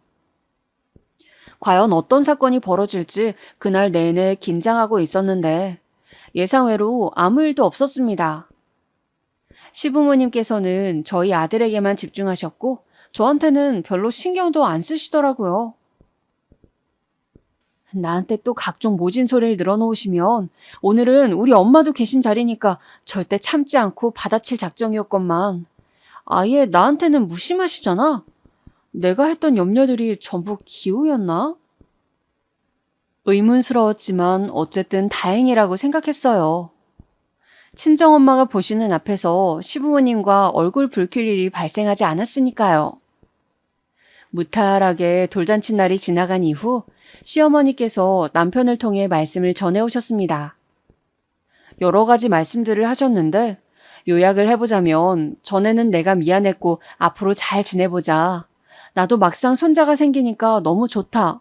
그래서 자주 보고 싶다라는 것이 시어머니께서 저에게 전하고자 하시는 말씀이었습니다. 솔직한 심정으로는 내키지 않았지만 저희 아들이 태어나기 직전부터 돌잔치가 끝난 이후까지 저는 시댁과 아무런 왕래도 없이 지냈기 때문에 손자의 어여쁨을 알아보신 시부모님께 어쩌면 너무한 처사였으려나 하는 생각이 피어오르기도 하였어요. 그래서 주말 같은 때에 남편이 저희 아들을 데리고 시댁에 가길 시작했습니다. 저는 아직 제가 아무렇지 않게 시부모님을 뵙기에는 조심스러운 심정이라고 하였고요. 그래, 시간이 좀 지나면 너도 자연스럽게 우리 아버지랑 엄마랑 어울리게 될 거야. 남편은 이런 태평한 소리나 해댔습니다. 하여간에 저랑 똑같은 주제를 두고 생각이란 걸 할 때 의견이나 사상이 일치한 적이 없었다니까요. 남편이 저희 아들을 데리고 시댁에 다녔는데 돌이 되기 전보다야 나았지만 낯선 환경을 굉장히 가리는 아기였거든요. 자기 엄마 품을 떠나면 큰일 나는 줄 알고 바로 눈물 글썽거리는 게 저희 아들이었기 때문에 자기 아빠 품에 안겨서 시댁까지 가는 건 여차저차해도 시부모님 품에 있다 보면 금세 울음을 터뜨렸대요. 저는 너무 어린 아기들은 지능이나 인지 능력 같은 게 아직 생성이 안 되었을 거라고 믿었던 사람인데 제가 직접 아기를 낳아보니까 그게 아니란 걸 깨달았습니다. 비록 커가면서 아주 아기 시절의 기억은 잊어버리지만 아기 때 지니고 있는 본능이나 상황 감지 능력 같은 건 분명히 있습니다. 그러니까 시부모님이 애를 보면서 고생하셨죠. 이상하다. 이쯤 달래면 아기가 친정을 해야 하는데 얘는 왜 자꾸 주위를 살피는 듯이 누나를 굴리면서 울어대지? 시어머니께서 저희 아들을 달랠 때면 항상 저런 의문을 품으셨다네요. 저희 아들이 20개월 되었을 때부터 제가 시댁에 드나들기 시작했습니다. 별로 원하지 않았지만 상황들이 그렇게 흘러가 버렸네요. 저는 슬슬 다시 사회생활을 하고 싶은 마음이 강하였고, 그러려면 어린 아들을 봐줄 인력이 필요했습니다.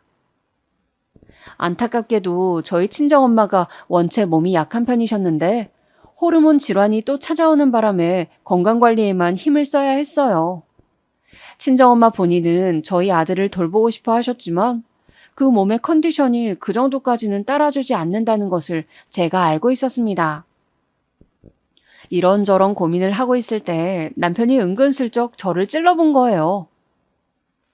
아무래도 우리 아버지랑 엄마한테 애 좀 봐달라고 말씀을 드려야겠는걸? 그 수밖에는 없지 않겠어? 저는 우선 육아 도우미와 어린이집을 염두에 두고 있었습니다만 현실적인 여건을 따져봤을 때 남편이 얄미운 표정으로 내건 그 대안을 따르는 게 가장 합리적이긴 하더라고요. 그래서 제가 우선은 평일 아르바이트로 카페 일을 다시 시작하면서부터 저희 아들을 시댁에 매일 맡겨놓았습니다. 하도 낯을 가리는 저희 아들이라서 시부모님도 초반에는 우왕좌왕하셨지만 시간이 좀 지나면서부터는 요령을 익히셨는지 괜찮다고 하시더라고요. 아르바이트로 조금 더 일을 하다가 다시 정직원으로 일을 해야겠어. 그때는 어린이집을 보내면 될 테고 일단은 애를 시댁에 맡겨놓을 수 있어서 편하긴 하네. 아니었으면 더 신경 쓸 거리가 많았을 텐데 이러다가 앞으로 계속 시부모님하고 점점 더 잘 지내게 되는 거 아닌가 몰라. 저는 제 뱃속에 있는 생명이 반갑지 않다고 하셨던 시어머니의 예전 발언을 내내 속에 담아두고 있었기 때문에 아직 완벽히 경계태세를 풀지는 못하였으나 시간이 흐르고 상황이 변모하면서 시부모님에게 점차 마음이 너그러워지고 있었어요. 아이를 낳고 키우면서 남편하고는 여전히 우리는 안 맞는구나를 체감하고 있었지만 그냥 부부로서 함께 이 세상에 생명을 내보낸 동지로서 그냥 책임감 하나로 이악 물고 버텨왔습니다. 이것 또한 세월이 많이 흐르면 부부로서 안 맞는 점들도 서로가 무뎌지겠거니 하는 기대감이 생겨났어요. 아이가 태어난 이후로 점차 모든 게 바로잡혀진 느낌이야. 앞으로 더 괜찮은 모양새를 갖춘 가족으로 성장할 수 있게 나도 노력을 해봐야겠다. 저는 이런 생각을 가지고 하루하루를 주어진 시간 안에서 열심히 살고 있었습니다. 하지만 다시 회복할 수 없는 균열, 그것이 시작되고 있었을 줄은 차마 꿈에서조차 알지 못했습니다. 우선 저희 친정엄마의 건강이 더욱 악화되면서부터 그 균열이 드러났던 것 같아요. 호르몬 질환 때문에 고생하고 있던 친정엄마는 정기적으로 병원을 다니시다가 갑상선 암에 걸리셨음을 알게 되었어요. 그래도 암 중에서는 덜 심각한 암이었고 병원 측에서도 너무 걱정하지 말라고 말을 해주었기에 다행이었지만요. 제가 이때 충격을 받았고 서러웠던 것이 바로 남편의 반응이었습니다. 야, 그런 건 솔직히 암도 아니야. 진짜 암 환자한테 가서 갑상선 암 초기라고 하면 어떨 것 같냐? 죄다 부럽다고 할걸. 사람이 말을 저딴 식으로 해도 되는 건가요? 생판 남의 일이라도 저렇게까지 함부로는 말을 못할 것 같은데 어떻게 자기 장모의 병환 앞에서 말을 천박하게 할 수가 있는지 저의 상식으로는 이해가 안 갔습니다. 우라통이 막 치밀어 오르는데 편찮으신 친정엄마에게 안 좋은 소식들을 접하게 해드리기 싫어서 그냥 제가 참았습니다. 친정엄마는 무사히 치료를 통해서 갑상선 암을 물리쳐내셨지만 산 넘어 산이었습니다. 원인 모를 아랫배의 작은 통증이 갑상선 암을 이겨내느라 후유증으로 그런 것이겠거니 친정엄마는 처음에 그리 치부하여 넘겼지만 그게 알고 봤더니 자궁 쪽에 심각한 질환으로 밝혀진 거예요. 아유, 왜 자꾸 몸이 고장나는 줄 모르겠다. 내가 더 살 팔자가 아닌데 억지로 살고 있어서 나에게 자꾸 건강 이상이 생기는 건 아닐까 그런 생각만 들고. 우리 딸에게 힘겨운 짐을 안겨주는 것 같아서 이 엄마는 마음이 편하지가 않아. 너무너무 미안해. 저는 어쩔 수 없이 계속 친정엄마의 곁에 착 붙어 있어야만 했었고 다시 정직원으로 일해보겠다는 저의 꿈은 무기한으로 미뤄진 뒤였습니다. 아르바이트마저 줄여서 했다가 근무 시간 조절이 힘들어서 그건 역시도 그만두었고요.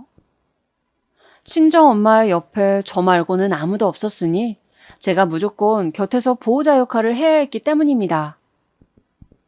그런데 완벽한 해방이란 없었고 계속해서 몸이 아픈 게 연달아 이어지자 친정엄마는 저에게 너무나도 미안해하셨어요. 저는 그럴 필요 없다고 친정엄마에게 단호히 말하였습니다.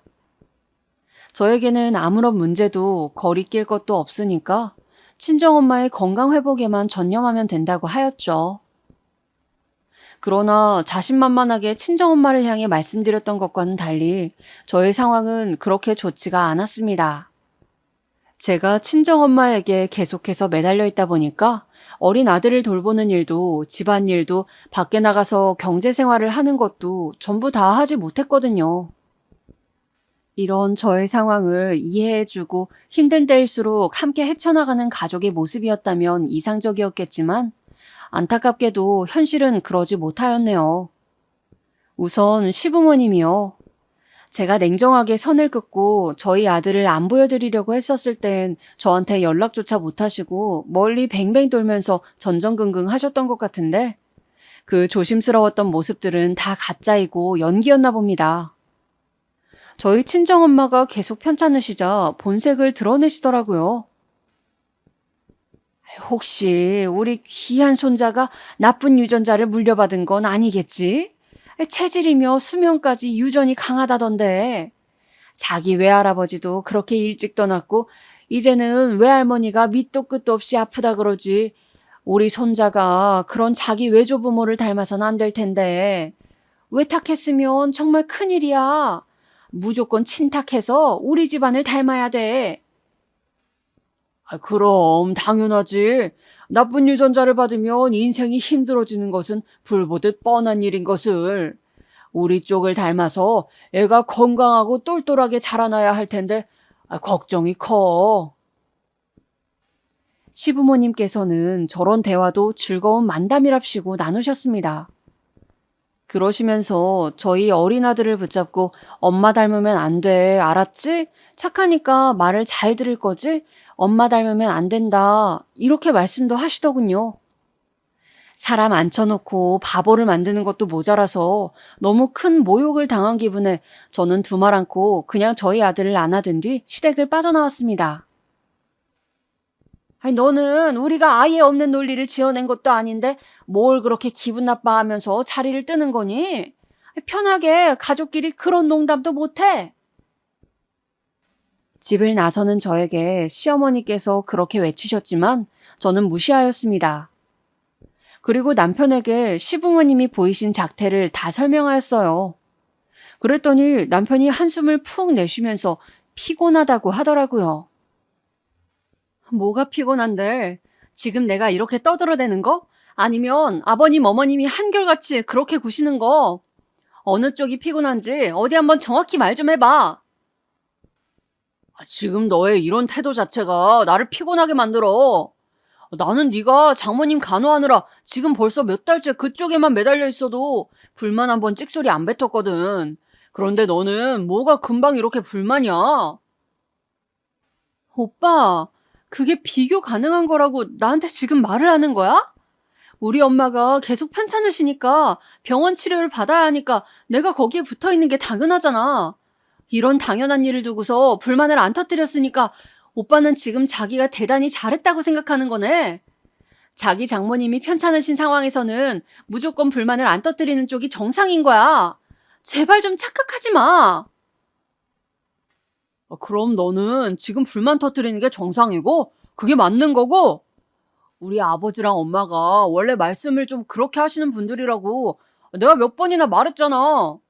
그런데 굳이 심각하게 받아들여서 네가 이렇게 행동하는 거 나로서는 이해 불가야. 오빠는 정말로 나랑 안 맞는다. 사고방식 자체가 오빠랑 나랑은 완전히 다른 사람이야. 그래 됐다. 무슨 말이 통하겠어. 말 나온 김에 내가 진짜로 너한테 불만이 있었던 거 한 가지만 얘기하자. 나는 원래 결혼하면 우리 부모님하고 더 잘 가까이 지내고픈 생각이 강했었어. 시부모님 모시고 사는 그런 며느리를 내가 얻어들이면 좋겠다는 생각을 하고 있었고. 그런데 너는 정반대의 인물일 뿐더러 자기 시부모님 앞에서 아나무인으로 구는 최악의 며느리야. 남편이 갑자기 자기 속마음에 있던 얘기를 꺼내드는데 듣고 나서 저는 배신감이 들었어요. 더 이상 이 인간에게 실망할 구석이란 추가로 남아있지 않다고 생각했건만 아니었더라고요. 결혼하고 나면 신혼만 잠깐 따로 즐기다가 시댁에 들어가서 함께 살 생각이었다고, 원래 계획은 그러했다고 남편이 밝혀왔습니다. 아이를 낳고 나면 시댁에서 시부모님과 함께 아름다운 공동 육아를 하는 모습을 그렸대요. 하지만 제가 출산 직전에 완전히 마음이 틀어져 버렸고 시부모님을 보고 싶지 않다고 선언하면서 남편의 몰래 세웠던 그 계획이 무산되었던 것입니다. 그래서 남편은 쭉 마음속으로 저에게 깊은 불만을 품어왔다고 했어요. 제가 자기 이상대로 움직여주지 않는 여자라서 크게 실망하였다는 말도 덧붙였습니다. 정말 결혼 생활을 이어나갈 의욕이 안 생긴다. 지금까지는 내가 아이도 낳았고 스스로의 경제력이 마땅하지 않기도 해서 그냥 버틴 것이었는데 최소한 아이가 초등학교에 들어갈 정도는 돼야 이혼을 하든 말든 그때 결정해야 한다고 생각을 해왔는데 내가 그때까지 버틸 수 있을까? 이혼한다 그러면 당장의 생활도 걱정이지만 약해진 우리 엄마가 충격받으실까 봐 그것도 걱정이고. 제 마음속이 여러모로 복잡하였습니다. 우스웠던 점은 남편은 저를 그렇게 마음에 안 들어하는 주제에 먼저 이혼 얘기를 꺼낼 생각은 조금도 없어 보였다는 것이죠. 이혼은 정신적으로 장애가 있는 사람들이나 하는 것이라고 그런 혼잣말을 TV를 보면서 하는 걸 제가 두어 번 보기도 했었고요. 정말 아들의 존재만 아니었다면 진작 전부 다 내려놨을 거란 확신이 들 정도로 저는 결혼 생활에 지쳐 있었지만 무너져 내릴 수 없었던 것은 친정엄마가 계셨기 때문입니다. 친정아빠에 이어서 엄마마저 잃을 수는 없다는 일념이 저를 붙들었어요. 저는 이를 악물고서 친정엄마의 건강회복을 위해 곁을 지키며 버텼습니다. 저를 두고 시부모님과 남편이 돈도 안 벌고 집안일도 소홀하고 자기 애도 내팽개치고 자기 엄마만 중한 줄 아는 미친년이라고 욕을 하는 것을 뻔히 알고 있었지만 애써 모른 척하면서 눈물을 삼켰습니다. 그리고 그런 저의 희생과 정성이 통한 덕인지 엄마는 무사히 수술을 끝낸 후 전보다 많은 건강의 회복을 이뤄냈습니다. 약간의 우울증을 앓으셨는데 상담을 다니면서 점차 컨디션도 좋아지셨고요. 친정엄마가 다시 일상으로 편안히 돌아가신 후에야 저는 제 일상으로 돌아와 일자리를 구했습니다. 이상적인 생활 리듬을 유지하며 살고 싶었기 때문에 바로 일부터 시작했죠. 내가 한 달에 100만 원이라도 벌어야 아쉬운 소리를 하지 않고 살 수 있어. 저는 꽤 오래 친정엄마를 간호하면서 느꼈던 게 돈이 없는 쪽, 그리고 돈을 안 버는 쪽이 약자라는 것이었습니다. 슬프게도 그렇더라고요. 남편에게 용돈 좀 달라면서 아쉬운 소리를 해야 할 때 너무 제 자신이 초라했거든요. 그럴 때마다 거들먹거리면서 꼴랑 10만 원, 20만 원 이렇게 줬던 남편의 태도도 저를 뒤집어 놨었고요. 아무튼 다시금 어떻게든 가정이란 울타리 안에서 생활을 해보려 하였으나 친정엄마가 건강을 회복하신 후 처음 맞는 명절이었던 추석 연휴에 사건이 터졌습니다. 추석 당일 전날에 남편이랑 아이랑 친정에 먼저 들렀어요. 친정엄마가 저희에게 하시는 말씀이 친정아빠가 잠든 곳에 찾아가서 함께 성묘를 하였으면 좋겠다는 것이었어요. 저는 그것까진 생각도 못하고 있었던 터라 듣고 보니까 너무 괜찮더라고요. 그래서 피곤하다고 작은 방에 들어가서 누운 남편을 찾았습니다. 오빠, 일어나봐. 우리 아빠 산소 어디에 있는지 오빠도 알지? 여기서 차로 1시간 안으로 가잖아. 거기에 성묘를 가봤으면 해서. 뭐, 성묘? 장인어른의 산소에 성묘를 가자고? 왜 그렇게 놀라? 내가 못할 말이라도 했어? 장인어른이 옛날 옛적에 돌아가신 것도 아닌데 무슨 성묘야. 나는 진짜 뒤진 사람들을 왜 챙기는지 이해가 안 간다니까? 제가 너무 어처구니가 없어서 고개를 돌렸는데 앞불싸 열린 문틈 사이로 방문 앞에 서 있는 친정엄마가 보였습니다. 놀란 제가 얼른 나가보았죠. 그런데 친정엄마가 어색하게 웃으시면서 성묘 안 가도 된다고 생각해보니까 무리인 일정이었다면서 그냥 가지 말자고 하시는 거예요. 그 모습에 너무 속상해서 저라도 갈 거라고 우겨보았지만 친정엄마는 단호하셨습니다. 절대 이번에는 성묘를 안 가시겠대요. 그 고집을 꺾지 못하고 친정집을 나서야만 했어요. 그런데 추석 당일이었습니다. 시댁에 들어서자마자 음식 준비를 하는 풍경이 보이더라고요. 저는 애써 그쪽을 무시하고자 했는데 잠시 후 시어머니의 지령을 받고 온 남편이 저한테 한다는 말이 가관이었습니다. 야, 가서 너도 음식하는 거 얼른 거들어. 무슨 음식을 만든다는 거야? 지금이 식사 때가 다가오는 것도 아닌데. 무슨 음식이기는 몰라서 묻냐? 성묘 음식이지.